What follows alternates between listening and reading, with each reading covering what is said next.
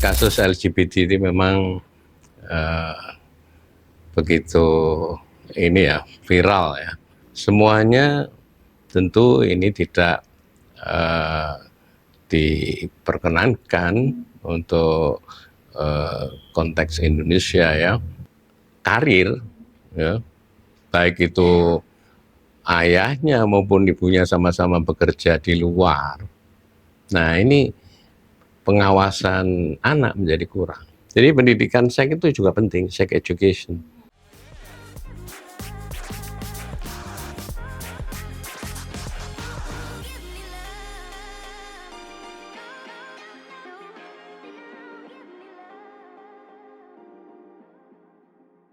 Kak, baca berita Jatim Times nih Kak, ada berita viral suami di Malang ternyata perempuan.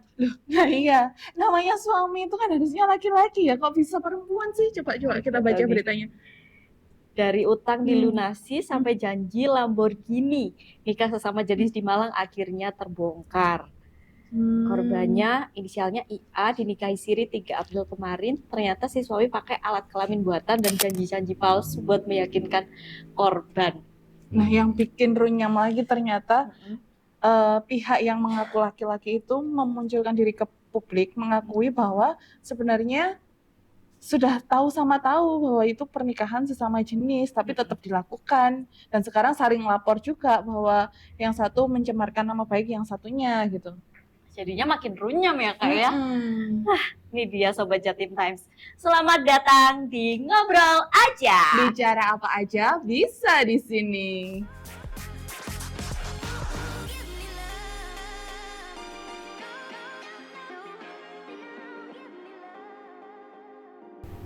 Sobat Jatim Times, selamat datang di Ngobrol Aja. Di episode kali ini kita akan mengupas tema yang seru banget, yaitu soal LGBT di Malang dan di Indonesia dengan seorang sosiolog yang berkompeten. Dan tentu saja masih bersama Dila dan saya Ima. Nah, sudah hadir di tengah-tengah kita teman-teman. Ini dia Profesor Dr. Haji Muhammad Zainuddin MA. Terima kasih. Selamat datang Prof. Selamat datang. Sehat Prof? Alhamdulillah sehat. Terima kasih ya Prof sudah menyempatkan waktunya di sini. Terima kasih Mbak Lila dan Mbak Ima. Ya.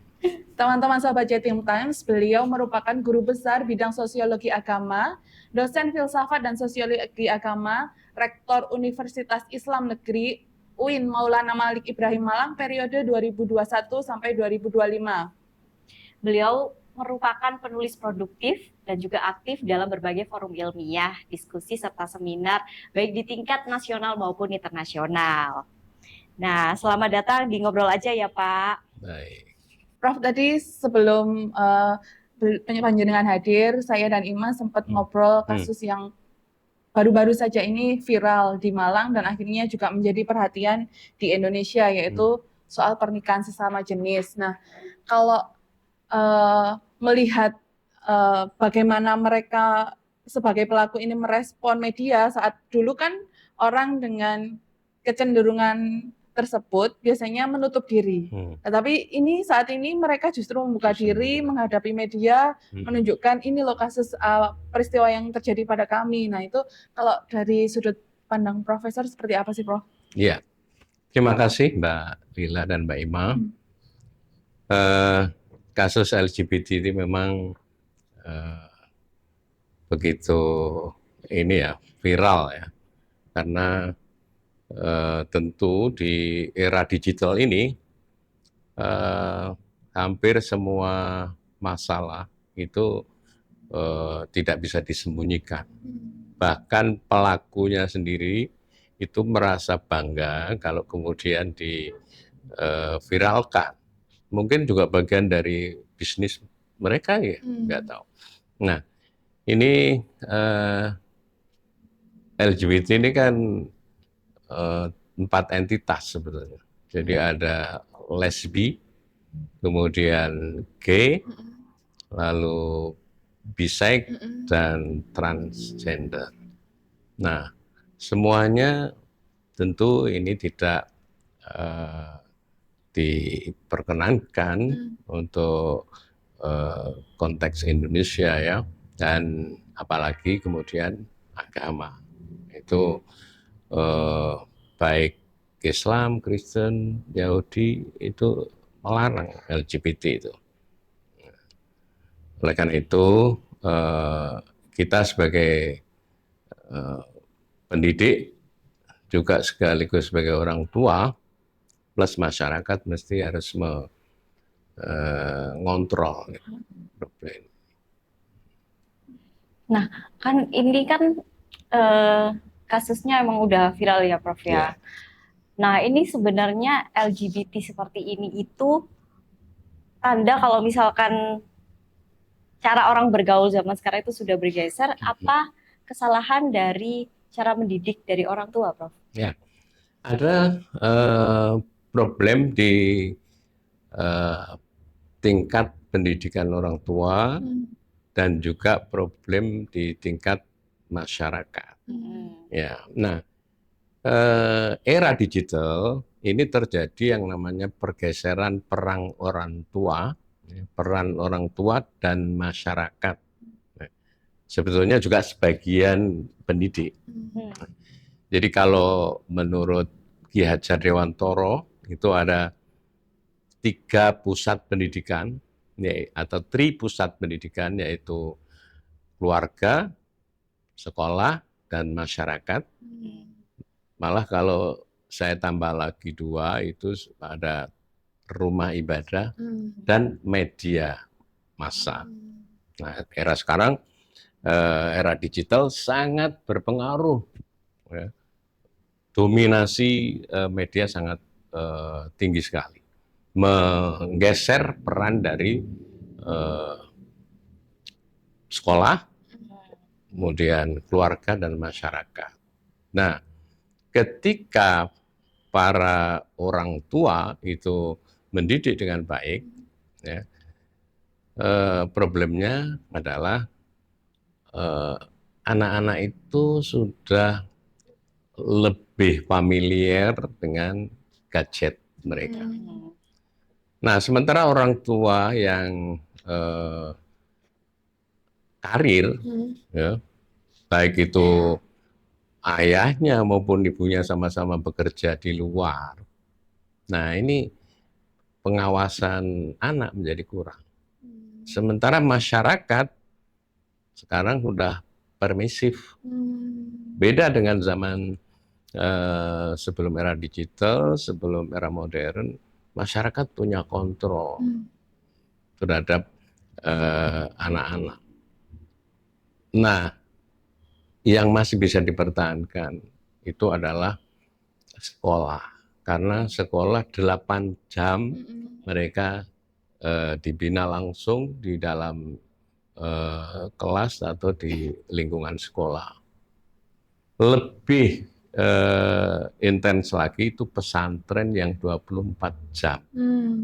Jadi hampir mereka itu tidak punya kesempatan untuk melakukan sesuatu yang melanggar, seperti misalnya bullying, kekerasan anak-anak dan seterusnya. Karena mereka di bawah pengawasan guru, ya, ustadz, kiai, 24 jam. Nah, kalau di sekolah 8 jam, itu aja udah full day school. Nah, setelah itu, setelah 8 jam mereka pulang, orang tua nggak ada. Orang tua bekerja, apalagi di kota-kota metropolitan. Itu mereka berangkat setelah subuh, anak masih tidur, pulang larut malam anak juga sudah tidur. Mereka praktis pulang dari sekolah dengan ART. Ya kalau ART-nya itu santri, kalau enggak berabe ya. Nah, ini problem. Sementara masyarakatnya juga sibuk sendiri, tidak ada pengawasan. Nah, mereka sebetulnya di rumah, tapi hakikatnya itu di media, di dunia maya, ya kan, bisa melihat apa saja. Nah, ini problem era digital itu seperti itu, dan itu saya juga tulis di media. Prof, Alasan. kan di ini kemarin yang jadi rame juga karena Hmm. ada data sebuah survei yang menyebut bahwa Indonesia ini peringkat kelima di dunia Ya, secara jumlah betul. terkait komunitas pelaku LGBT ini, populasinya Ya, ya. terbanyak kelima. Nah ini kalau menurut jenengan penyebab utamanya dari sisi sosiologis atau itu Ya, apa? jadi itu tidak lepas dari pengaruh budaya. Pengaruh budaya yang diintrodusir dari Barat tentunya, ini kan. Dulu orang yang namanya gay, lesbi segala macam itu kan tidak berani karena ada kontrol, ya kan.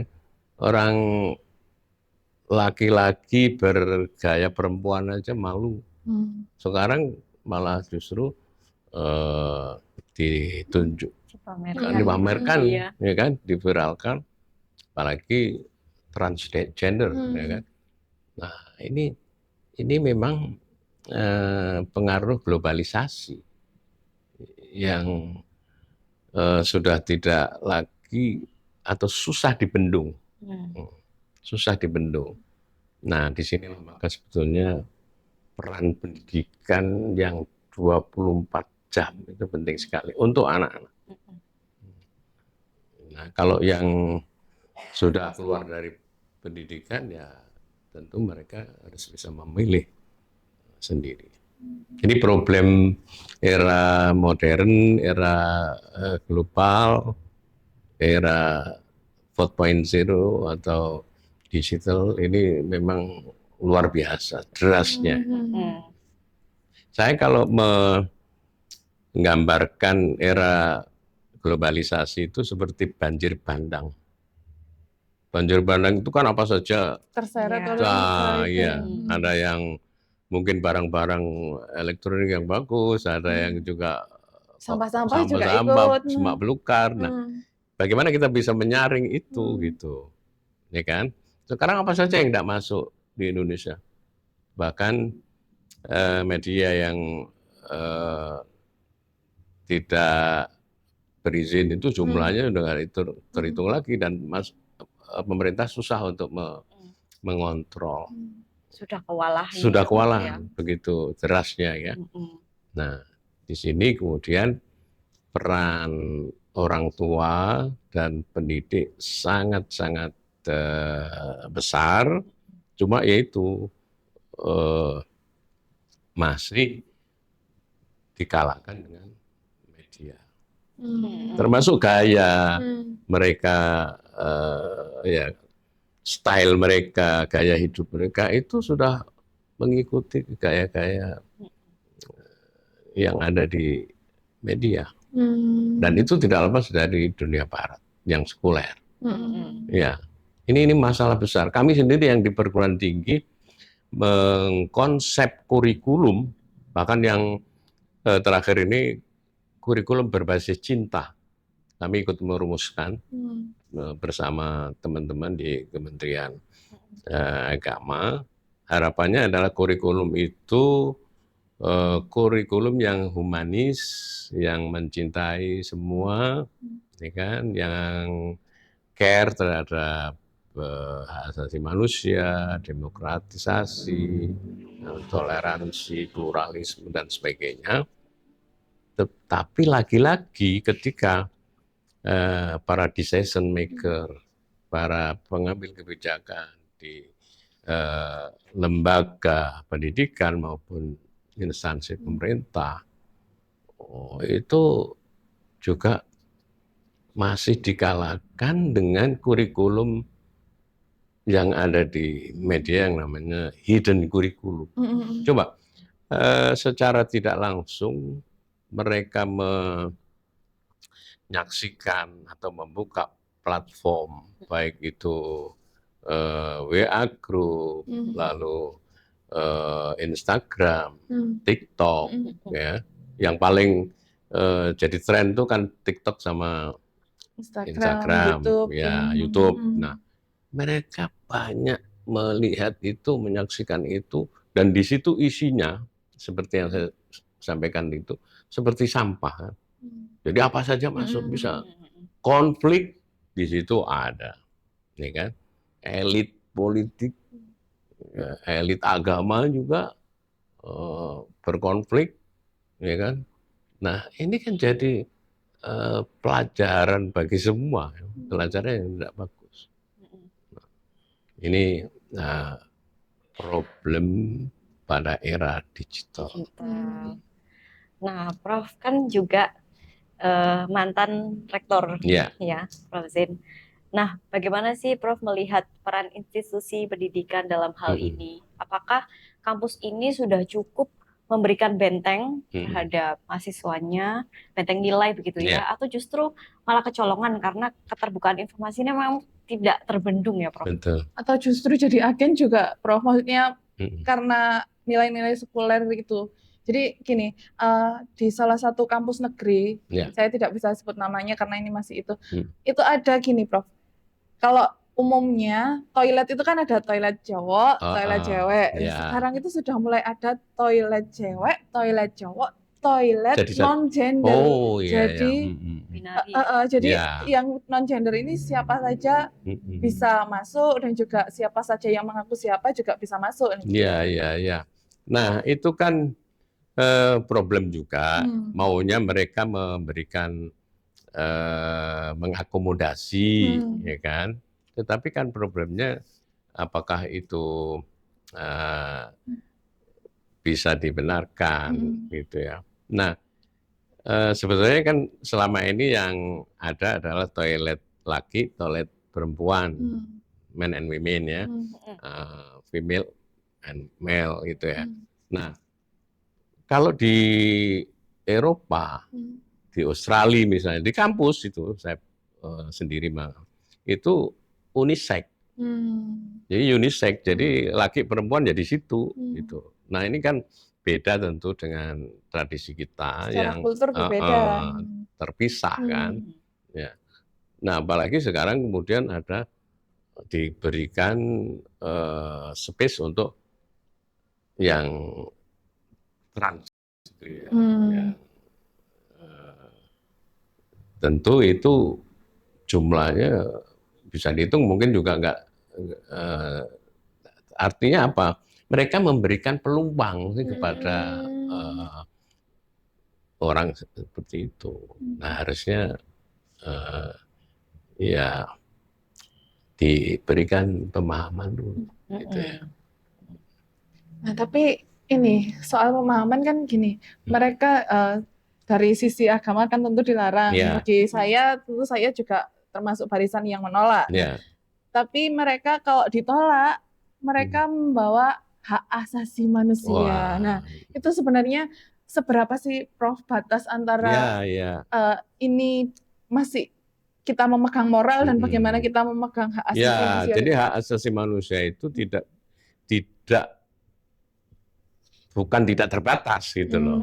Jadi hak asasi manusia itu juga dibatasi oleh juga orang lain.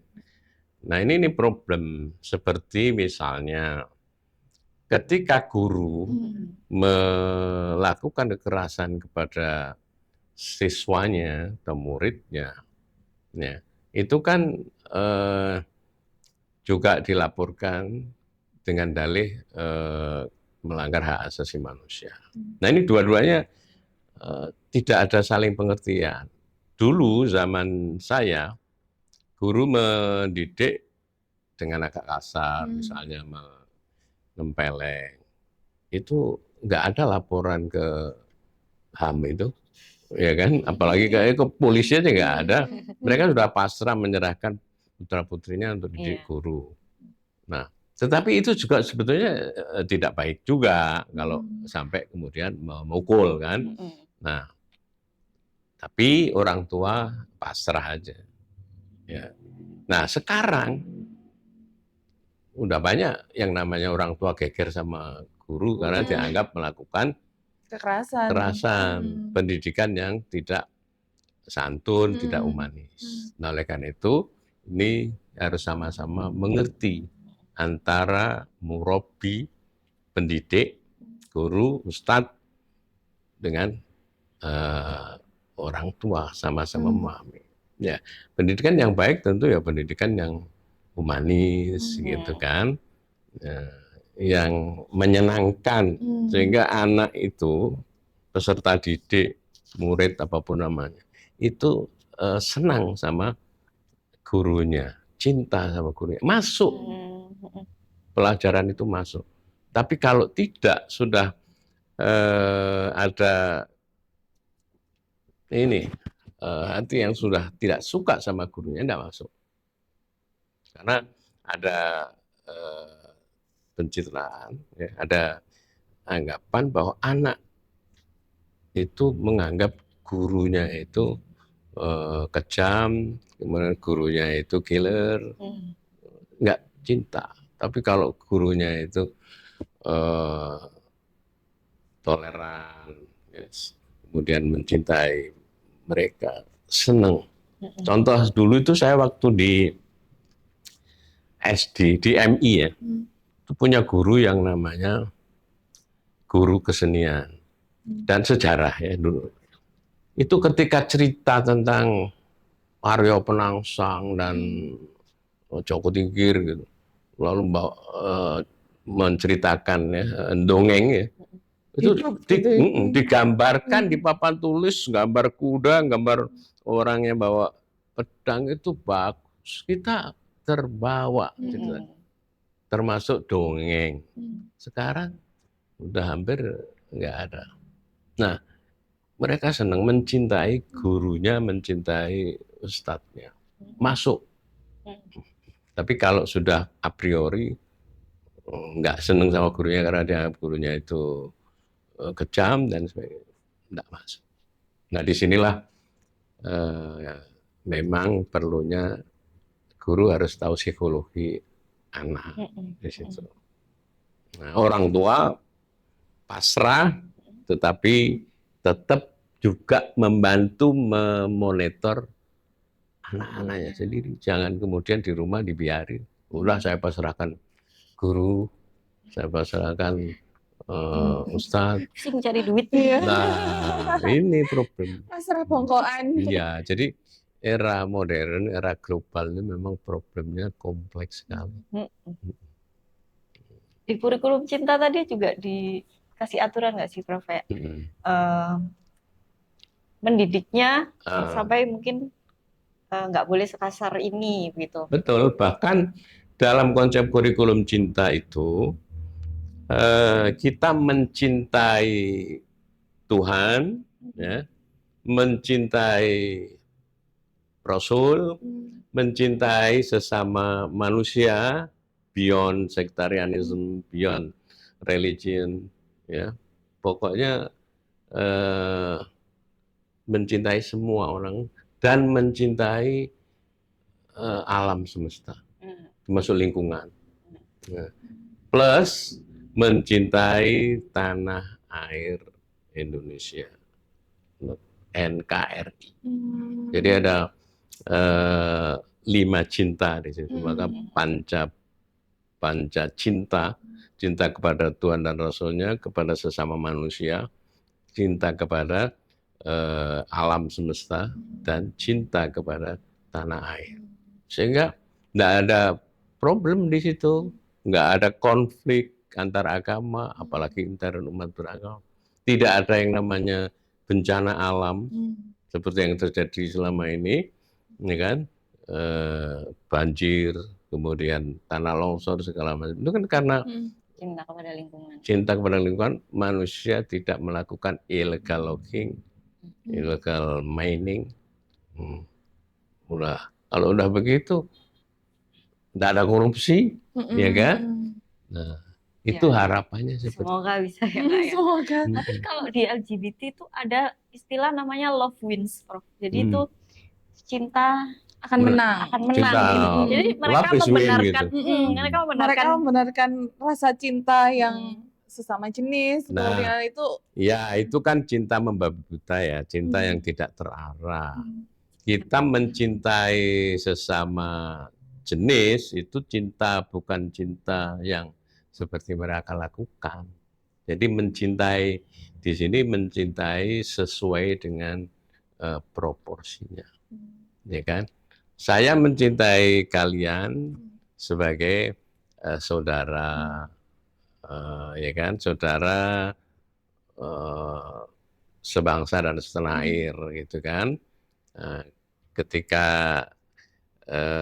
suami mencintai istri, tentu ya cinta segalanya kan. Tapi kalau cinta seseorang yang bukan suami istri, ya tentu cintanya beda. Nah ini, jadi tentu ya yang namanya LGBT itu menurut saya harus ada aturan yang tegas supaya tidak menjadi budaya seperti yang di Barat, Amerika, ya kan, yang Trump itu melegalkan LGBT. Prof, ini kan butuhnya juga kontrol sosial dari tingkat terkecil, Ya. dari keluarga, mungkin RT RW, agar kasus di Malang ini nggak terjadi lagi dimanapun itu di Indonesia gitu. Nah itu selain kontrol sosial, seperti pendidikan seperti apa yang harus ditekankan di lingkungan paling kecil di keluarga gitu? Iya, jadi pendidikan seks itu juga penting, sex education yang terarah ya. Dan pendidikan agama sebetulnya sudah mengarahkan ke sana. Ya. Nah, kontrol sosial ini yang memang agak susah. Sekarang di Malang ini kan kota pelajar, ya, hampir semua ada kos-kosan kan. Ada 52 perguruan tinggi kalau tidak salah di Malang itu, ya kan. Yang negeri itu ada 4, ya. Swastanya banyak sekali.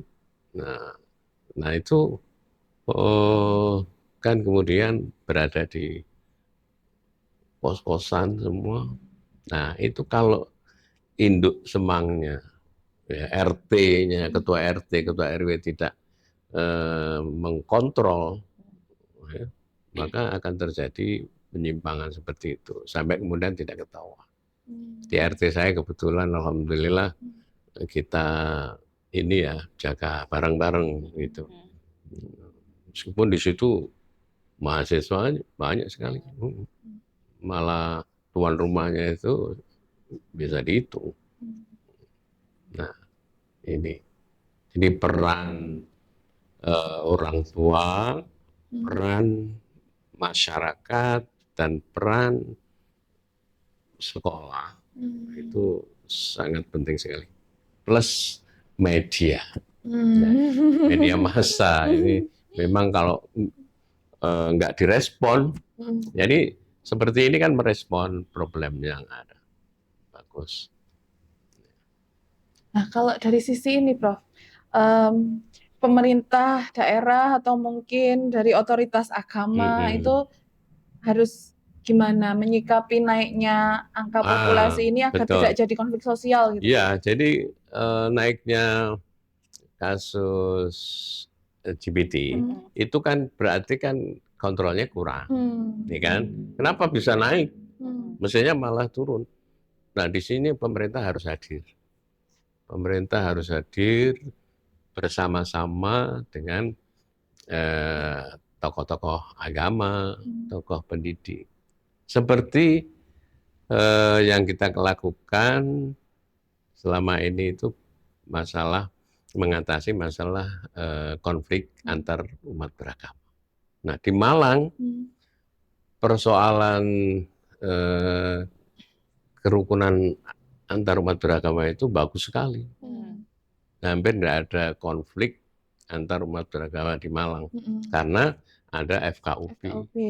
Dan itu intens bertemu. Kami termasuk salah satu mulai tahun 2000 itu bersama-sama tokoh agama yang lain itu terus melakukan dialog, sehingga nggak ada konflik antar umat beragama seperti itu. Nah itu bisa diberlakukan dalam hal ini adalah masalah LGBT.